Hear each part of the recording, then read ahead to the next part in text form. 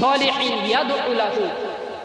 দ্বিতীয় নম্বর আল্লাহ নবী বলছেন যে ওই মানুষটার নেক সন্তান, দুনিয়ার জমিনে রেখে যাওয়া একটা নেক সন্তান, ওই সন্তানটা দুনিয়ার জমিনে যদি কোনো মানুষকে কোরআনের হাফেজ করে, দুনিয়ার জমিনে যদি কোনো মানুষকে দ্বীনের জ্ঞান দেয়, শরিয়াতের জ্ঞান দেয়, ইজমা কিয়াসের জ্ঞান যদি দেয়, ওই মানুষটা যেই মানুষটাকে শরিয়াতের জ্ঞান দিয়েছে ওই ছেলেটা যতবার কোরআন শরীফ তেলাওয়াত করবে প্রত্যেক অক্ষরে 10টা করে নেকি আমার আল্লাহ পাক ওই পিতামাতার রুহের উপরে সব রেশানি করে দেবে। একবার জোরে বলে। সন্তান পাওয়াটাই কঠিন। আমরা অনেক এখানে গার্জেন আছি, আমরা চাই আমার ছেলে ব্যারিস্টার হোক, আমার ছেলে উকিল হোক, আমার ছেলে ডাক্তার হোক, আমার ছেলে ইঞ্জিনিয়ার হোক, আমার ছেলে বড় উচ্চ র্যাঙ্কের চাকরিজীবী হোক, কিন্তু কোনো পিতামাতা চায় না আমার ছেলে একজন কোরআনের হাফেজ হোক। কথা বলেন না কেন? চান? কোনো পিতামাতা চায় না আমার ছেলে একজন দিনদার আলেম হোক। আলেম হলে ওই পিতা দুনিয়ার জমিন থেকে মৃত্যুবরণ করার পরে সে যতটা কোরআনের আয়াত তেলাওয়াত যেখানেই ওয়াজ নসিহত করতে যাবে, যেখানেই বর্ণনা দিতে যাবে, যতগুলো সব ওই পিতামাতা কবরে শুয়ে শুয়ে পেতে থাকবে। একবার জোরে বলে। আমরা দুনিয়ার জমিনে ছেলেদেরকে যেমন দুনিয়াবি শিক্ষা দেব, সাথে সাথে কোরআনের শিক্ষাটাও আমাদের দেওয়ার দরকার আছে, হাদিসের শিক্ষাটাও আমাদের দেওয়া দরকার আছে। আপনি যত ছেলে মেয়েকে দ্বীনি ইলম শিক্ষা দান করবেন তত ওই সমস্ত সবগুলো পিতামাতার কবরে আমার আল্লাহ পাক রব্বুল আলামিন সওয়াব হিসেবে তাদের কবরে বকশিশ করে দেবে। কথা বুঝতে পারছেন? বা আল্লাহ পাকের একজন মাহবুব বান্দা হযরত আবুল কালাবা রহমাতুল্লাহ আলাই, আবুল কালাবা রহমাতুল্লাহ আলাই তিনি একদিন একটা গোরস্থানের পাশ দিয়ে হেঁটে হেঁটে যাচ্ছেন। গোরস্থানের পাশ দিয়ে হেঁটে হেঁটে যাচ্ছেন, দেখছেন যে গোরস্থানের প্রত্যেকটা কবর ফেটে গিয়েছে। ভালো করে বোঝেন, প্রত্যেকটা কবর ফেটে গেছে এবং ওই কবরের বাসিন্দারা নিজ নিজ কবরের উপরে উঠে বসে আছে, আর প্রত্যেকটা কবরবাসীর সামনে একটা করে নূরের পিণ্ডি রাখা আছে। আবুল কালাবা রহমাতুল্লাহ আলাই ওই কবরবাসীদেরকে এইরকম অবস্থায় দেখে জিজ্ঞাসা করলেন যে কি ব্যাপার? এই সমস্ত মানুষগুলোর সামনে দেখছে এক একটা নূরের পিণ্ডি রাখা আছে, আর একটা মানুষকে দেখছি সেই মানুষটা পিণ্ডিহীন অবস্থায় বসে আছে। প্রত্যেকটা কবরবাসীর সামনে একটা একটা করে নূরের পিণ্ডি রাখা আছে, আর একটা মানুষ পিণ্ডিহীন অবস্থায় বসে আছে। তখন আবু কালাবা রহমাতুল্লাহ আলাই ওই কবরবাসীকে জিজ্ঞাসা করছেন যে কি ব্যাপার, এইরকম অবস্থা কেন? প্রত্যেকটা কবরবাসীর সামনে একটা করে নূরের পিণ্ডি আছে, আবার একটা কবরবাসী পিণ্ডিহীন অবস্থায় বসে আছে, এর ব্যাপারটা কি, এর কারণটা কি?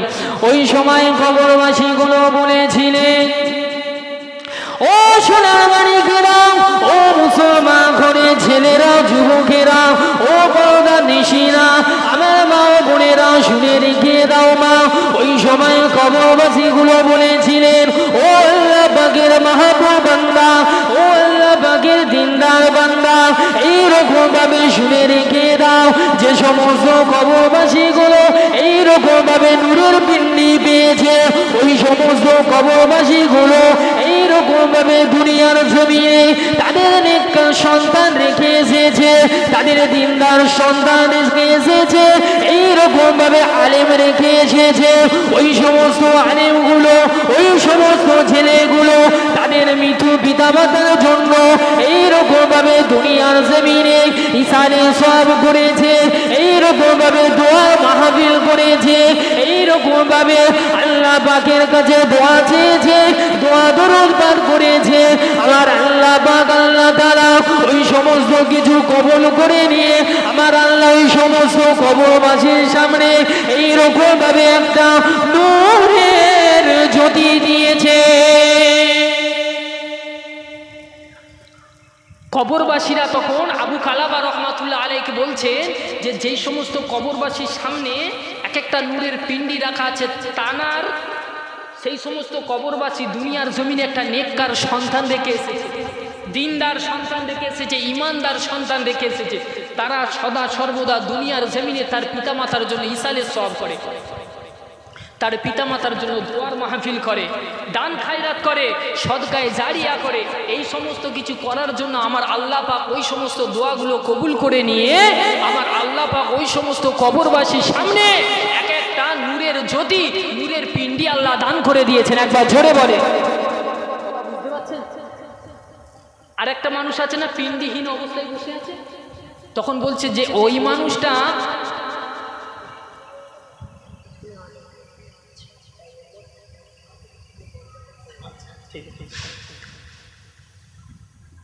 তখন ওই মানুষটা বলছে যে যেই মানুষটা পিণ্ডহীন অবস্থায় বসে আছে, যার সামনে নূরের কোনো জ্যোতি নেই, এই মানুষটার অবস্থা এরকম কেন? বলছে হে আল্লাহ পাকের মাহবুব বান্দা, ওই মানুষটা দুনিয়ার জমিনে এমন একজন সন্তান রেখে এসেছে যে তার পিতামাতার জন্য দোয়া দরুদ পাঠ করে না, কোনোদিন দান খায়রাত করে না, কোনোদিন সদকা করে না, কোনোদিন তার পিতামাতার কবরস্থানে গিয়ে হাত তুলে ইসালে সওয়াব করে না, দোয়ার মাহফিল করে না। এই না করার কারণে আমার আল্লাহ পাক ওই মানুষটাকে পিণ্ডহীন অবস্থায় এইরকমভাবে রেখে দিয়েছে।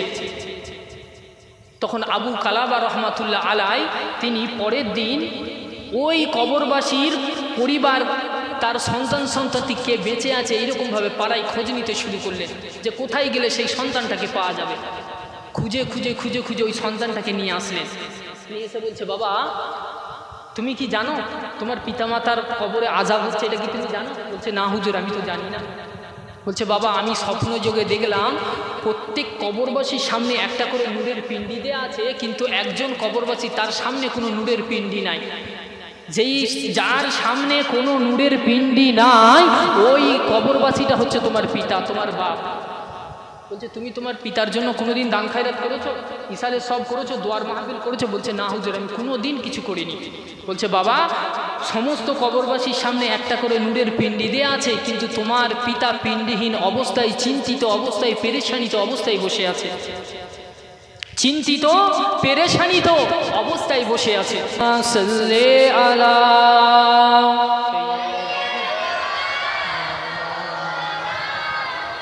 ওয়ালা আলে সাইয়্যিদিনা। মেহেরবান তুমি মেহেরবান, মেহেরবান তুমি মেহেরবান, মেহেরবান তুমি মেহেরবান, মেহেরবান তুমি মেহেরবান। আমি পাপী গুনাহগার, তুমি ছাড়া কে আছে আর? ক্ষমা করো ওগো প্রভু, তওবা করি বারে বারে। ইয়া রহিম রহমান, ইয়া করিম মেহেরবান, মেহেরবান তুমি মেহেরবান, মেহেরবান তুমি মেহেরবান। জোরে জোরে লা ইলাহা।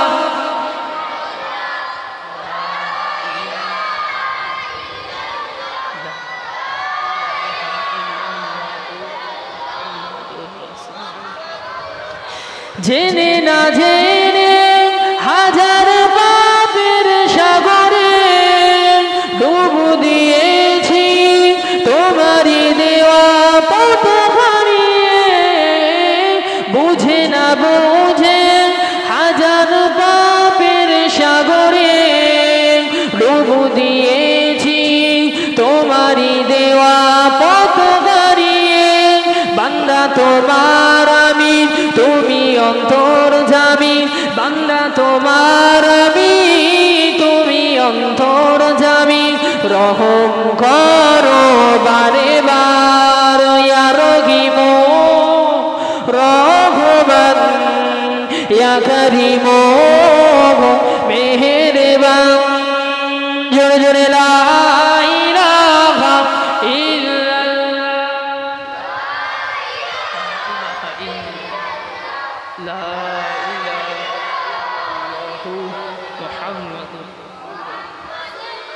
পাকের মাহবুব বান্দা তখন বলছে যে যে সমস্ত মানুষগুলো এই দুনিয়ার জমিনে যার সন্তান সন্ততিরা ইসালে সব করেছে, দোয়ার মাহফিল করেছে, কোরআন খতম করেছে, হাদিস শরীফ খতম করেছে, ওই সমস্ত সবগুলো আমার আল্লাহ পাক ওই সমস্ত পিতামাতার কবরে পৌঁছে দিয়েছে। যার কারণে আমার আল্লাহ পাক ওই সমস্ত পিতামাতার সামনে একটা নূরের পিণ্ড আমার আল্লাহ দান করেছে। আর যেই মানুষটার সামনে কোনো রকম নূরের পিণ্ডি নাই, ওই মানুষটা দুনিয়ার জমিনে একটা এমন সন্তান রেখে এসেছে যে পিতার জন্য কোনোদিন দান খায়রাত করে না, কোনো রকম ইসালে সব করে না, দোয়ার মাহফিল করে না। এই না করার কারণে আমার আল্লাহ পাক ওই মানুষটার সামনে কোনো রকম নূরের পিণ্ডি দেয় না।